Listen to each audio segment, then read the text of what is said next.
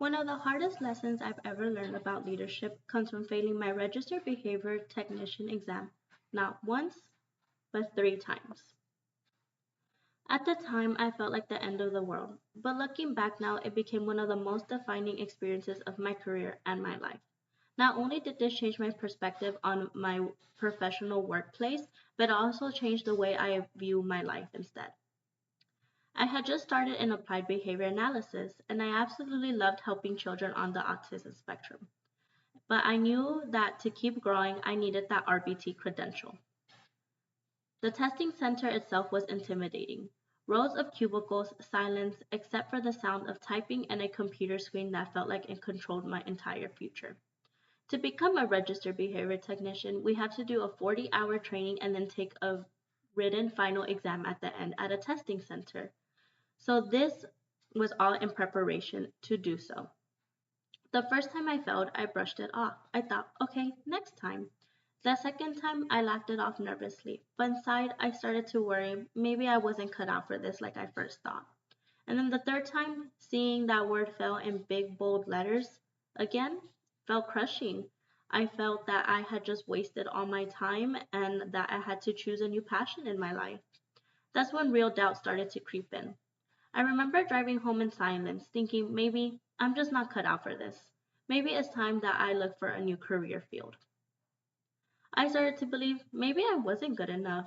I questioned everything. Was I wasting my time? Was I letting people down?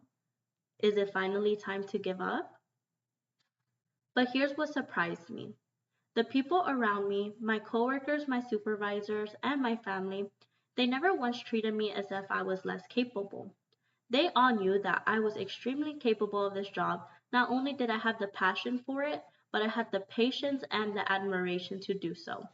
This job isn't easy and it's not for everyone. So the fact that I wanted to do this and I wanted to make sure I gave it my all to make sure I received that credential just showed how passionate I was about it. One of my coworkers even told me after a really tough day, "You're a natural at this job."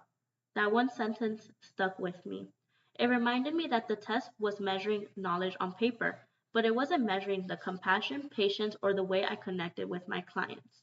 My clients adored me. They would always come up to me with big hugs and so excited to start their session with me. So I knew that this time I would have to change the way that I test in order to make sure that I could come back to those babies every day and make sure that we get better together. That support shifted my mindset. I realized that failing the exam didn't mean I was failing as an RBT. It just meant I hadn't figured out how to show what I knew yet.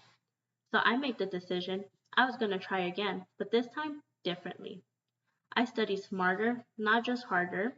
Instead of memorizing, I dug into the areas I struggled with until I actually understood them. I reached that back part of my brain and made sure that I took down every vocabulary word and every term and knew that I knew it inside, back, and out. I asked questions, I reviewed my notes, and I even carried around little cards with encouraging words from my coworkers and friends. Anytime I felt like quitting, I read those reminders. You've got this, keep going. You were made for this. On the day of my fourth attempt, I was nervous, probably more nervous than ever.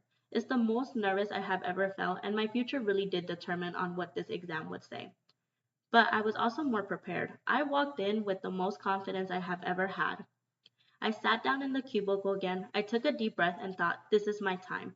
Not only do I have to go in with it with knowledge, but I also have to go in it with common sense and with the passion, knowing that I have to do this to make myself happy and to change the lives of the kids on the spectrum.